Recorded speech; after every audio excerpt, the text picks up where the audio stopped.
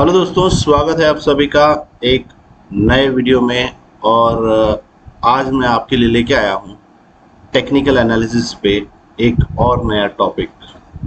जैसा कि आप स्क्रीन में देख सकते हैं, हमने बहुत सारे वीडियोस कवर कर लिए हैं। राइट हैंड स्क्रीन में आप प्लेलिस्ट देखेंगे जो ट्रेडिंग से राब्ता रखती है, जैसे कि leading lagging indicators, candlestick analysis, investing.com को कैसे यूज़ करना है, फिर ट्रेंड लाइंस, मूविंग एवरेजेस और बहुत सारी चीज़ें जैसे कि RSI इंडिकेटर।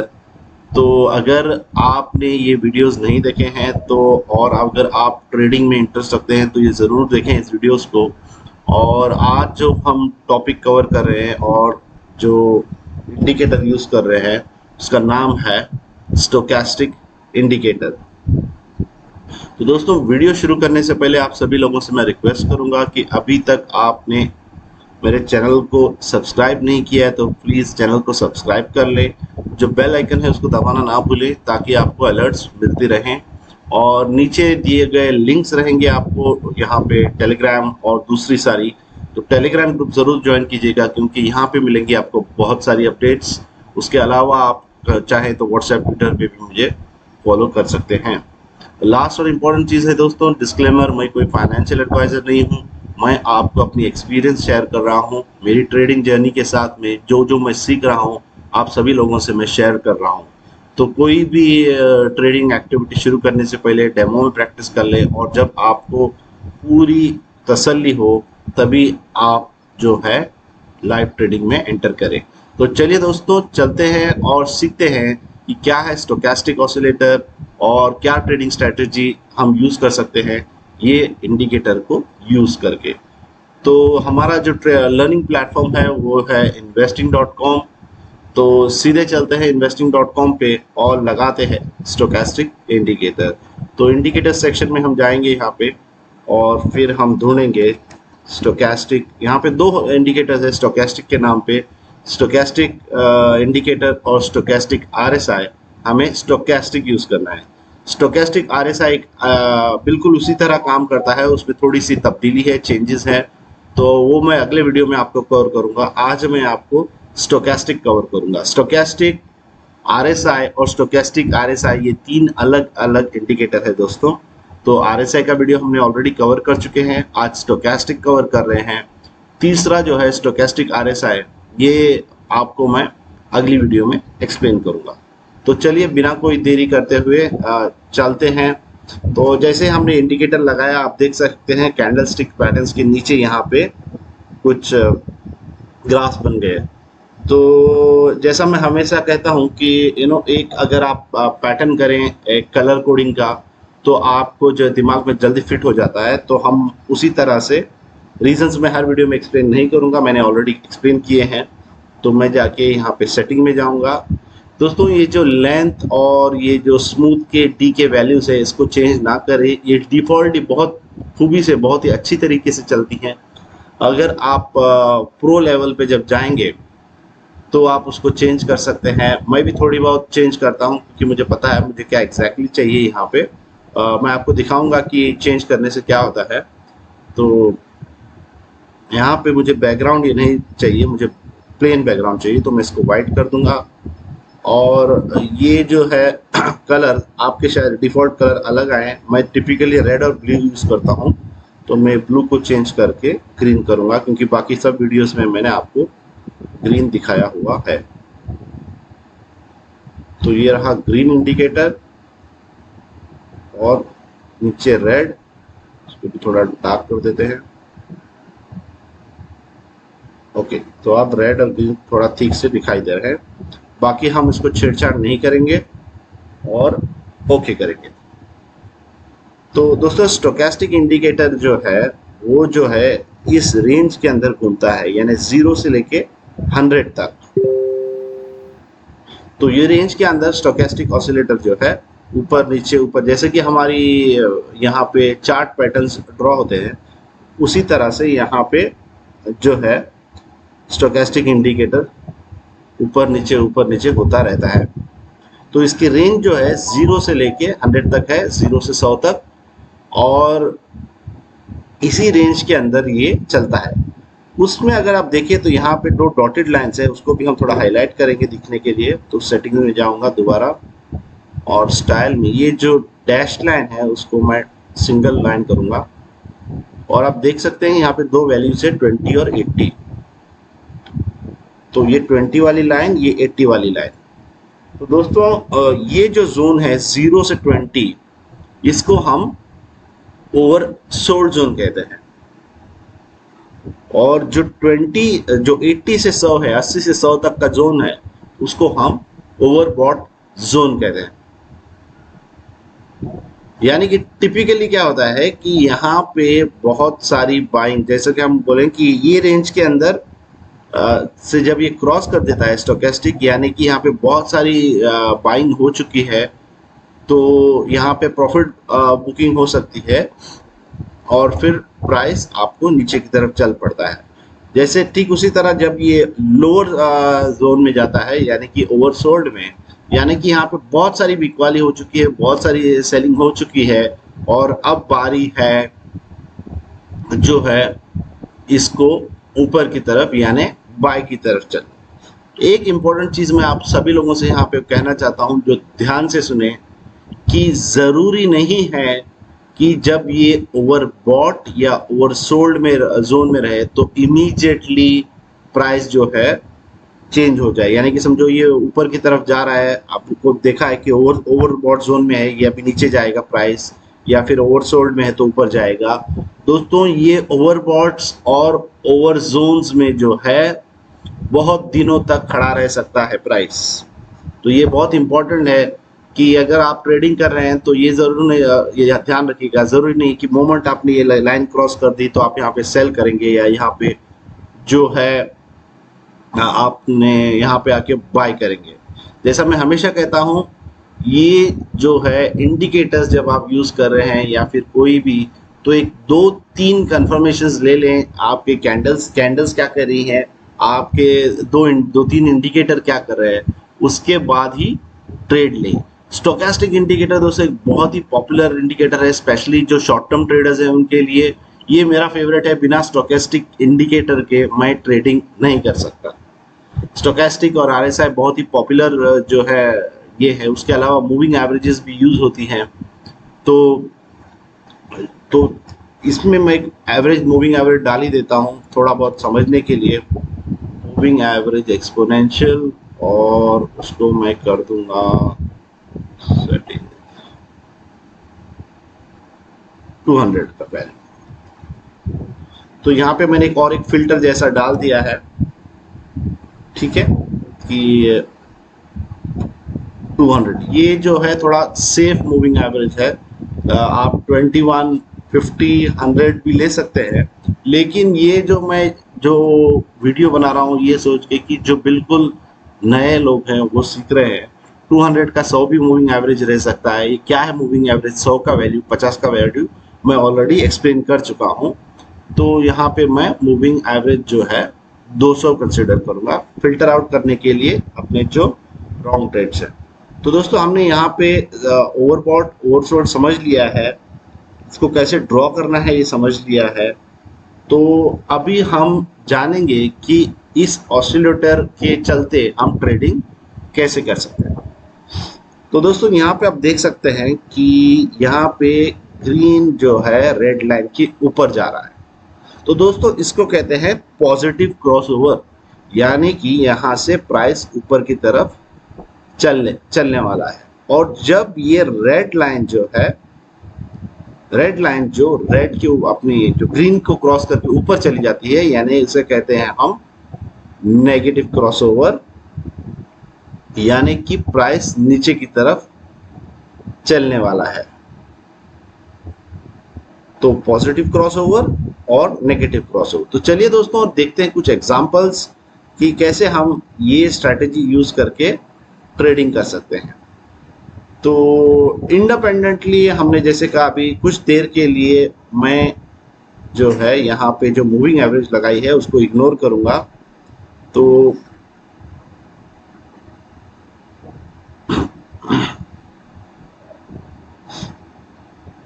इसको थोड़ा मैं फाइन ट्यून करता हूँ दोस्तों। ओके, तो यहाँ पे देख सकते हैं मैं, ओके,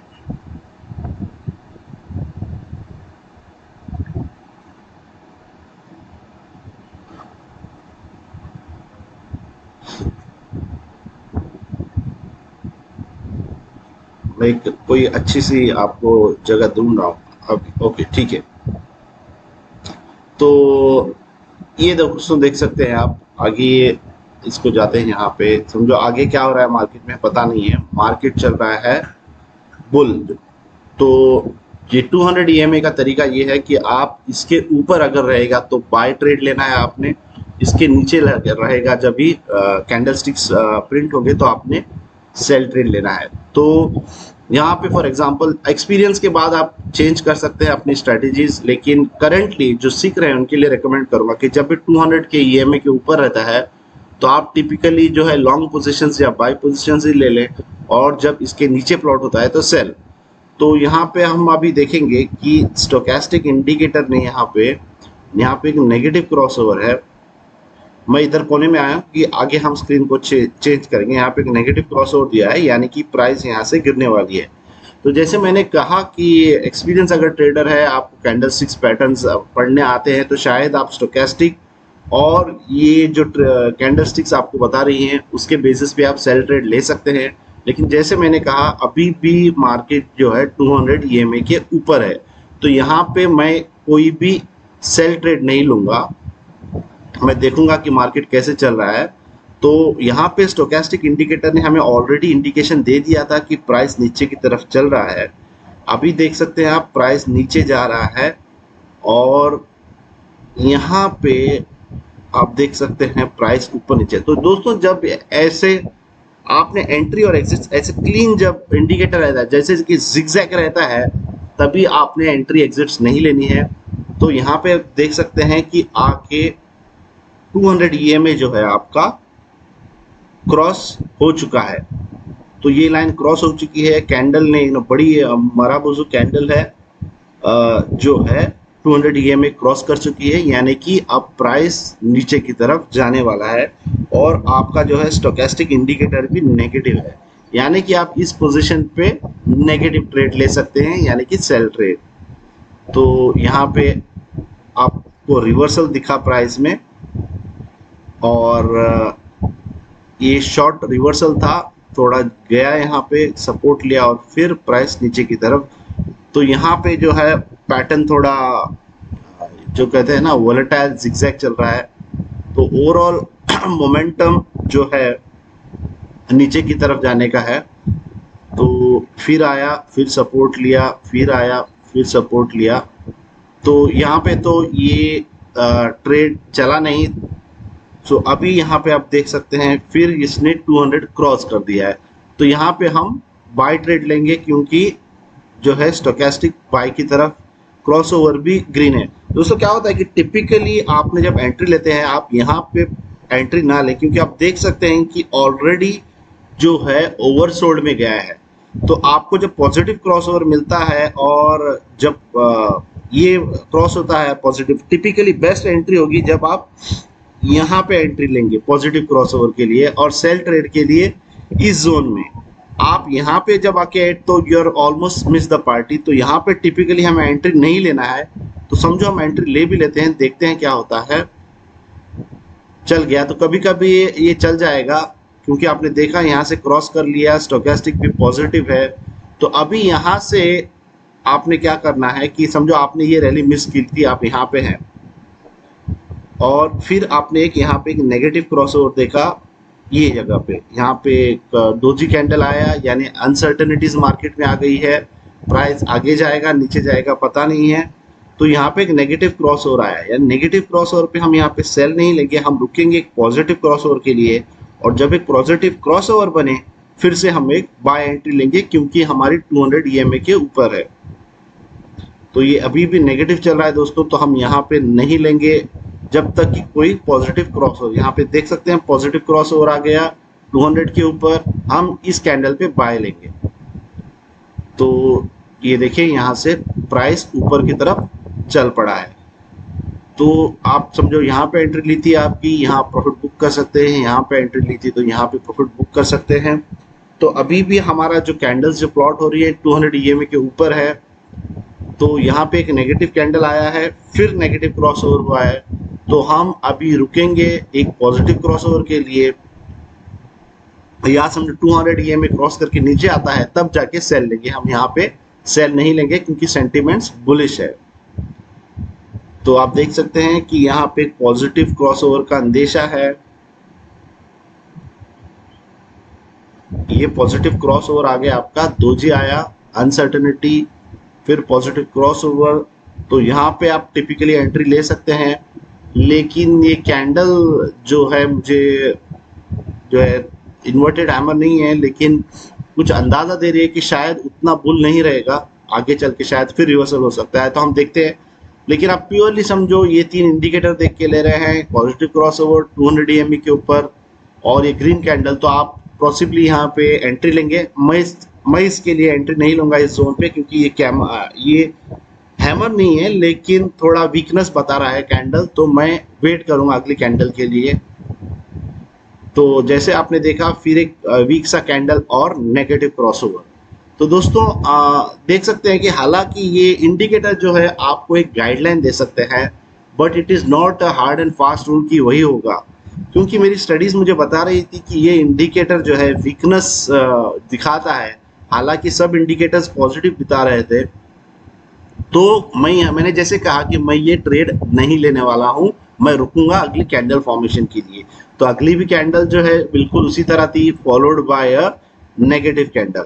अभी इसका मतलब ये नहीं कि प्राइस गिरने वाला है, यहाँ पे तो जो सेंटीमेंट्स है अभी तक बुलिश ही है, लेकिन हम देख सकते हैं negative crossover, negative bear candle, यानी हमें रुक के देखना है और क्या प्राइस नीचे की तरफ जाता है, क्या हमें एक बहुत ही अच्छी एंट्री मिलती है तो हम फिर रुकेंगे एक पॉजिटिव क्रॉसओवर के लिए। तो यहाँ पे आप देख सकते हैं कि पॉजिटिव क्रॉसओवर हो गया है, एक बुलिश एनगल्फिंग पैटर्न भी हो चुका है यहाँ पे, तो इस कैंडल पे हम एंट्री लेंगे, मैं एंट्री लूंगा।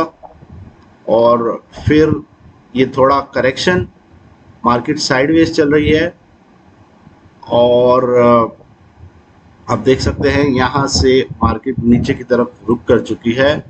तो ये जो एंट्री थी हमारी प्रॉब्ली सही नहीं हुई, हालांकि एवरीथिंग वाज इन पोजीशन, एक बुलिश एनगल्फ, एक 200 ईएमए के ऊपर, और एक जो है यहाँ पे आप देख सकते हैं एवरीथिंग वाज करेक्ट इस कैंडल पे। तो टिपिकली प्राइस ऊपर जाना चाहिए था, लेकिन जैसे मैंने आपको कहा कि ये आपको सिर्फ एक गाइडलाइन देती है, तो it is not hard and fast rule कि कैंडल अपनी जो टेक्निकल इंडिकेटर्स है वो फॉलो करेंगे, सेंटिमेंट्स अलग रहती है मार्केट में। तो लेकिन ये हमारी ट्रेडिंग जर्नी में हमें बहुत सारी हेल्प करती है। तो अभी आप देख सकते हैं फिर जैसे कि ये inverted hammer kind of candle आता है, ये जो वीकनेस जाहिर करता है, ये देख सकते हैं यहाँ पे। तो अभी प्राइस नीचे की तरफ चल रहा है, स्टोकेस्टिक इंडिकेटर नीचे जा रहा है, तो जब ये यहाँ पे क्रॉस होगा, जब ये यहाँ पे क्रॉस होगा तब जाके हम सेल एंट्री लेंगे। तो अभी यहाँ पे आके टिपिकली ये सपोर्ट लेगा और फिर क्रॉस करेगा, उसको देखिए आप सपोर्ट ले रहा है और प्रोबेबली ये भी ओवरसोल्ड जोन में है, तो सपोर्ट लेके ऊपर जा सकता है या फिर नीचे। तो यहाँ पे हम ट्रेड नहीं लेंगे, आप देख सकते हैं नेगेटिव क्रॉसओवर है यहाँ पे, और फिर जो है हम यहाँ पे देख सकते हैं एक नेगेटिव क्रॉसओवर, यहाँ पे कैंडल्स रेड जैसी हैं, और नीचे तो मैं यहाँ पे सेल ट्रेड लूंगा इररिस्पेक्टिव ऑफ द रिजल्ट्स। तो फिर एक हैमर आया, तो यहाँ पे जो है बहुत सारा आप कर सकते हैं सपोर्ट है इस पर्टिकुलर जोन में, फिर कैंडल ऊपर की तरफ चल पड़ा and then it is negative. तो this is was a false breakout basically. अगर हमारे टीपी जो है टिपिकली प्रीवियस कैंडल के ऊपर, तो you would have still book profit, आप प्रॉफिट बुक हो सकता था आपका यहाँ पे। तो ये जो है दोस्तों जैसे मैंने कहा ये तरीका है इसका स्टोकेस्टिक का, और जैसे मैंने यहाँ पे 200 EM एक सेफ लगाया है, अगर आप क्लोजर और बहुत अच्छी एंट्रीज चाहिए जो शायद डे ट्रेडर्स, तो आप उसको एक लाइक 50 का 100 या टिपिकली 21 बहुत क्लोज रहता है, लेकिन आपको टू मैनी जो है इन आउट्स मिलेंगी मूविंग एवरेजेस की। तो हम इसको एक 100 का करते हैं। आप देख सकते हैं मूविंग एवरेज ऊपर की तरफ चलेगा, यानी आपको थोड़ी जल्दी एंट्री और एग्जिट्स मिलेंगी। जैसे कि समझो आपको यहाँ पे एग्जिट मिल जाती थी तो आपको ये रैली मिलेगी। और समझो हम इसको और थोड़ा फाइन ट्यून और फास्ट कर देते हैं मूविंग एवरेज को।